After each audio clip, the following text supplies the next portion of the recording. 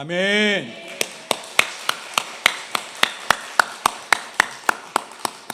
우리 함께 서로를 바라보시면서 이렇게 축복합시다.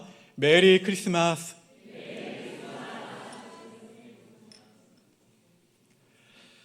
자, 사람들은 흔히 놀라운 사건은 떠들썩하거나 아니면 스포트라이트가 비치고 매체에서 연일 보도하는 그런 현장에서 일어날 것이라고 생각합니다. 그도 그럴 것이 방송이나 미디어는 사람들이 주목할 만한 일들에 주목하고 보도하기 때문입니다. 어쩌면 사건, 사고가 많은 이 시대에 웬만해서는 사람들의 이목을 끌고 집중하기란 어려운 것 같습니다. 이유는 어쩌면 사람들은 더 자극적이고 더 극적인 사건을 기대하고 있는지는 모르겠어요. 근데 오늘 말씀은 사람들에게 주목을 받고 스포트라이트를 받는 것이 아니라 작고 보잘것없어 보이는 곳에서 놀라운 사건이 일어나고 있음을 우리에게 말해주고 있습니다. 그리고 전쟁과 파괴, 멸망과 함락이라는 그 슬픈 사건이 있었던 그곳 가운데에서 놀라운 일이 일어나고 있음을 전하고 있어요. 좌절과 시리에 빠질 수밖에 없는 그러한 상황과 환경 가운데에서 놀라운 일들이 일어날 것이라고 소개하고 있습니다. 그 작고 주목받지 못한 그 땅, 당시 인구가 1000명이 되지 않은 작은 시골 베들레헴. 그렇다면 그곳에서 어떠한 놀라운 사건이 일어났는지 오늘 말씀을 통해 알아보겠습니다. 첫 번째는 따라 하실까요? 작은 땅, 베들레헴에 왕이 오셨다. 할렐루야. 어디에 오셨다고요? 작은 땅, 베들레헴. 우리 본문 2절 말씀을 다시 한번 읽어봅니다. 시작.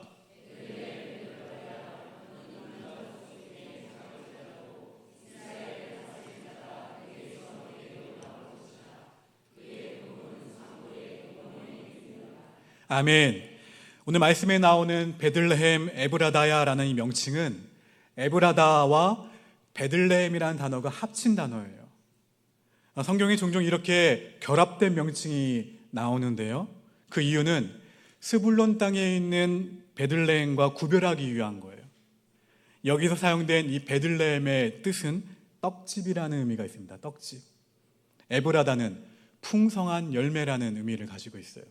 합치면 무슨 뜻입니까? 어렵나요? 자, 풍성한 열매와 떡이 있는 집이라는 거예요. 그런데 이 의미와는 달리 인구 1000명도 되지 않는 작은 시골 마을이었어요. 미가 5장 1절 말씀입니다. 읽어봅니다. 시작. 딸 군대여 너는 때를 모을지어다. 그들이 우리를 에워쌌으니 막대기로 이스라엘 재판자의 뺨을 치리로다. 1절을 보면 예루살렘 성은 이미 포위당했습니다. 포위당했고 그들은 멸시와 수치를 당하고 있었어요. 1절에서 뺨을 치다라는 것은 모욕과 수치를 주기 위한 행동이에요. 적들에게 함락당하고 지도자들은 모욕과 수치를 당하고 있는 그러한 상황이었어요.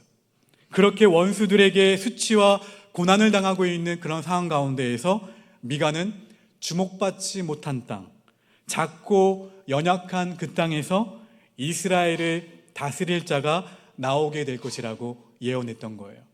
미가는 이러한 예언을 통해서 하나님께서 하신 일은 세속적인 관점, 즉 세상에 영향력이 있고 특별한 힘을 가진 힘 있는 사람이나 군대를 통해서 역사를 이루시는 것이 아니라 오히려 역설적인 관점에서 하나님은 일하신다는 것을 드러내고 있다는 거예요. 다시 말해서 하나님께서 보내실 그 메시아, 그 메시아는 세속적인 권위나 명예 그리고 힘을 가진 사람을 통해서가 아니라 작고 낮은 사람을 통해 일하신다는 겸손의 원리를 우리에게 보여주고 있습니다. 바울은 이 사실을 알았기 때문에 빌립보서 2장의 말씀에서 이렇게 고백하고 있습니다. 우리 함께 있습니다. 시작. 그는 근본 하나님의 본체시나 하나님과 동등됨을 취할 것으로 여기지 아니하시고 오히려 자기를 비워 종의 형체를 가지사 사람들과 같이 되셨고 사람의 모양으로 나타나사 자기를 낮추시고 죽기까지 복종하셨으니 곧 십자가에 죽으심이라. 할렐루야. 이렇게 선언하고 있어요. 따라서 하나님이 다스리는 그 나라는 무력이나 아니면 경제력을 장악해서 강권적인 방식으로 통치하는 것이 아니라 오직 누구를요? 남을 나보다 더 낮게 여기는, 좋게 여기는 겸손한 방식으로 통치하는 나라라는 사실이라는 거예요. 하나님의 일하심은 우리와 전혀 다른 방식이나 다른 장소, 다른 사람을 통해서 일하신다는 거예요. 그 누구도 예상하지 못했던 그 땅, 그 누구도 주목하지 않았던 작은 떡집에서 놀라운 일을 준비하셨습니다. 마치 그 떡은 이 땅의 생명의 떡으로 오신 예수 그리스도를 연상하고, 그렇죠? 우리 이 사실에 대해서 요한복음 6장에서는 이렇게 증언하고 있습니다. 제가 한 절, 여러분이 한 절 교독합니다. 예수께서 이르시되 내가 진실로 진실로 너희에게 이르노니 모세가 너희에게 하늘로부터 떡을 준 것이 아니라 내 아버지께서 너희에게 하늘로부터 참떡을 주시나니.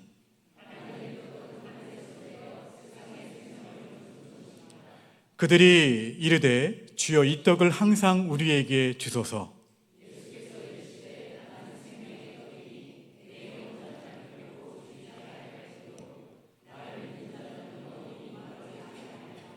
아멘.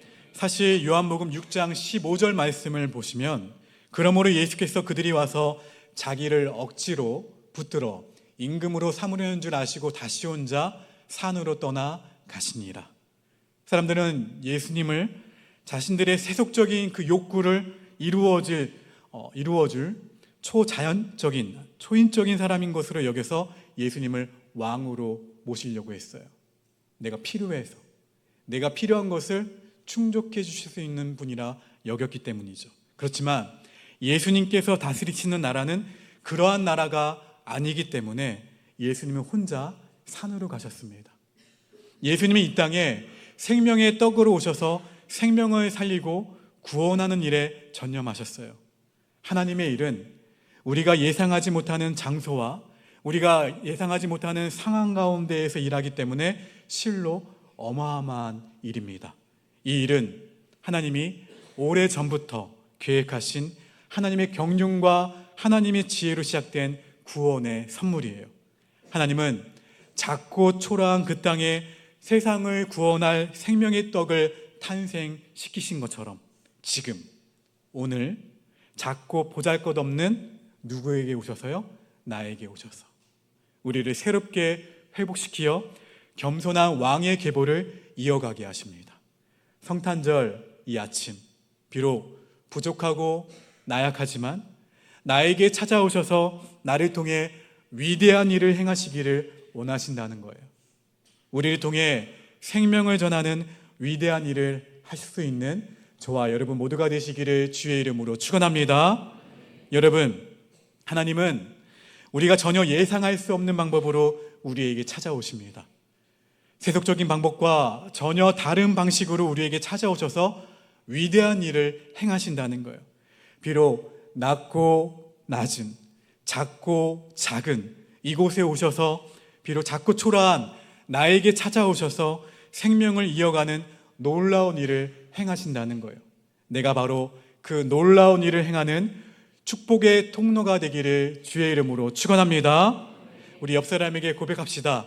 당신은 축복의 통로입니다. 바라기는 우리 교회가 하나님의 그 놀라운 신비를 이루어내는 세상의 선물이 되는 교회가 되기를 바랍니다. 두 번째는 따라합시다. 위엄 있는 왕으로 오셨다. 우리 본문 4절 말씀을 다시 한번 읽어봅니다. 시작.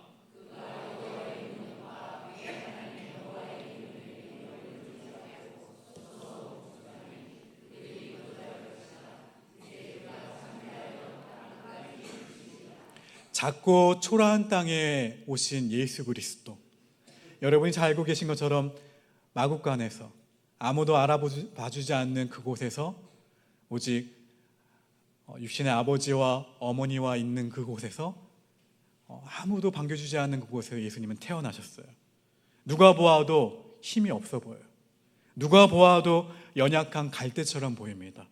금방이라도 제가 이 바람을 불면 이 초가 꺼지듯이 어떻게 해요? 꺼질 듯한 그런 모습으로 오셨어요. 하지만 기억하십시오. 예수님은 결코 나약하지 않으셨습니다. 연약하지 않으셨어요. 미가는 이러한 메시아의 위풍당당함에 대해서 뭐라고 고백하고 있냐면, 그가 여호와의 능력과 그의 하나님 여호와의 이름의 위엄을 의지하고 서서 목축하니, 그 메시아는 하나님께서 가지신 능력을 가지신 분이라고 말씀하고 있습니다.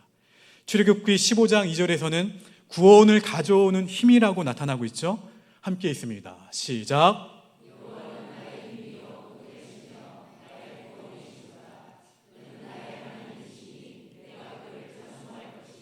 내 아버지의 하나님이시니 내가 그를 높이리로다. 아멘.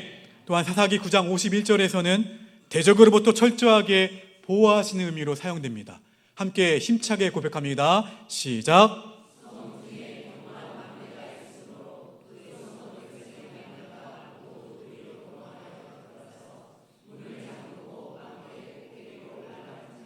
대적으로부터 철저히 보호하시는 예수 그리스도, 대적으로부터의 승리, 환난날을 이겨낼 수 있는 힘으로 메시아는 묘사됩니다.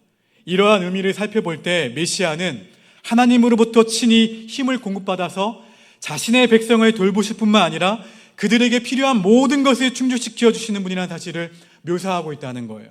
메시아는 하나님께서 주신 능력과 하나님이 주신 위엄으로 자기 백성을 겸손하게 섬기시고 압제자의 손에서 구원하여 주시는 분이라는 사실을 보여주고 있습니다. 미가는 메시아는 하나님의 능력과 하나님의 위엄으로 오셔서 자기 백성을 안위하실 때에 메시아가 세운 왕국의 번영은 땅끝까지 미치게 된다고 선포하고 있습니다. 마치 이 말씀이 기억나지 않으십니까? 사도행전 1장 8절의 말씀. 오직 성령이 너희에게 임하시면 너희가 예루살렘과 사마리아와 땅끝까지 이르러 내 증인이 되리라 하시리라. 할렐루야. 하나님의 그 위대하심은 계속해서 증언되는 거예요. 또 어떻게 돼요? 확장이 돼요. 그리고 모든 열방 가운데 세워지게 될 것이라고 찬양하고 있습니다. 가끔 이런 질문을 해봅니다. 예수님을 믿지 않는 사람은 무엇을 믿고 살까? 그리고 만약 그들이 무언가를 믿고 있다면 그 믿음의 대상은 능력이 있을까? 우리가 믿는다고 할 때 그 대상이 나약하거나 허망한 것은 믿음의 대상이 될 수가 없어요. 왜냐하면 그 믿음의 대상이 허망하면 그 믿음도 허망하기 때문입니다. 그래서 우리가 믿고 살아가야 할 대상은 변하거나 아니면 변덕이 심하거나 아니면 나약해서는 안 된다는 거예요. 변하지 않는 단단함이 있어야 됩니다. 그리고 그 대상이 희망이 될 수 있어야 돼요.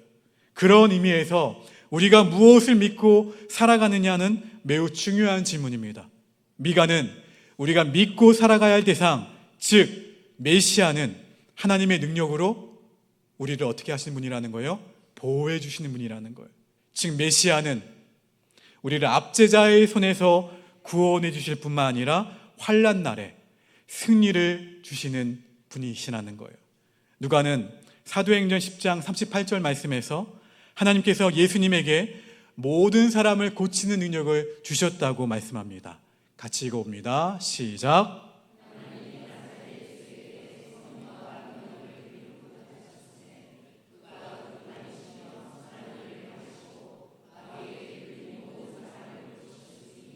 이는 하나님이 함께 하셨습니다.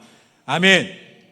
또한 예수님도 제자들을 파송하실 때 모든 병과 모든 약한 것을 고치는 능력을 주셨다고 말씀하셨어요.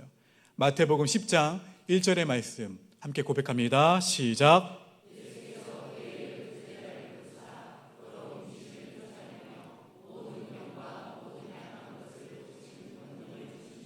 할렐루야. 베드로가 성령 충만함을 받고 설교했을 때 3,000명이나 예수님을 믿고 세례를 받게 되었습니다. 이렇게 하나님께서 주시는 능력은 우리가 알 수 없는 그 놀라운 일을 행하게 하신다는 거예요. 사람들을 옳은 대로 이끌고 구원의 잔치에 참여하게 합니다. 사랑하는 성도 여러분, 그렇습니다.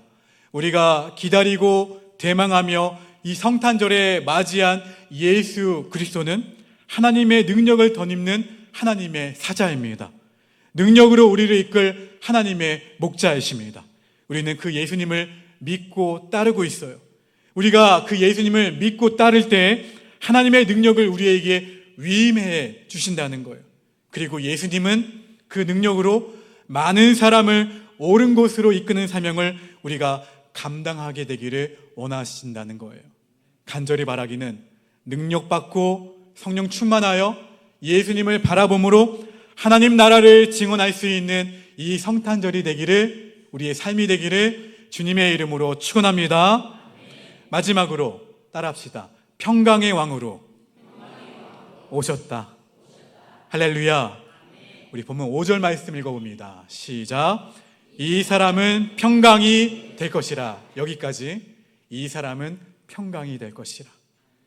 여러분, 본문 4절 말씀 가운데에서 메시아의 사역과 메시아가 다스리는 왕국의 번영에 대해서 묘사했다면 5절은 하나님의 백성이 누리게 될 평강에 대해서 강조하고 있습니다. 평강. 옆 사람 바라보시면서 고백하실까요? 샬롬.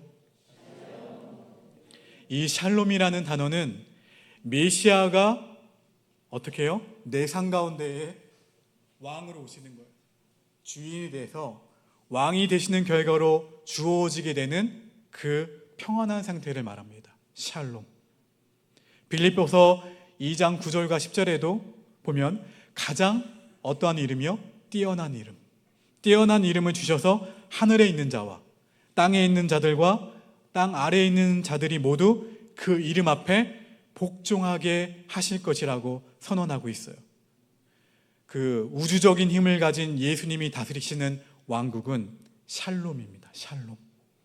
이 단어를 확장해 보면 평화, 번영, 행복, 건강, 완전, 안전 등이에요. 다시 말해서 예수님이 다스리시는 나라는 전쟁과 폭력, 억압과 압제, 불평등과 불균형, 미움이나 다툼, 시기와 질투가 없다는 거예요. 존중과 배려가 있어요. 다름을 인정하고 있는 그대로를 존중할 수 있는 무엇이 있나요? 넉넉함이 있어요. 갈등과 반목이 아니라 서로를 나보다 더 남을 더 낮게 여기는 존중과 배려가 있다는 거예요. 상하 위계 질서가 아니라 서로 하나가 되는 평화가 있습니다. 비교의식이 사라지고 낮은 자존감이 사라지고 서로의 존재 자체가 귀하고 하나님의 걸작품으로 인정해주는 나라. 이러한 성품이 온전하게 구현되는 나라. 그래서 갈등이 없고 아픔과 상처가 없고 믿음으로 누리는 복이 가득한 나라예요. 그래서 이사야는 그러한 나라에 대해서 이사야 11장 6절 이하에서 이렇게 노래합니다. 우리 화면을 보고 읽겠습니다. 시작.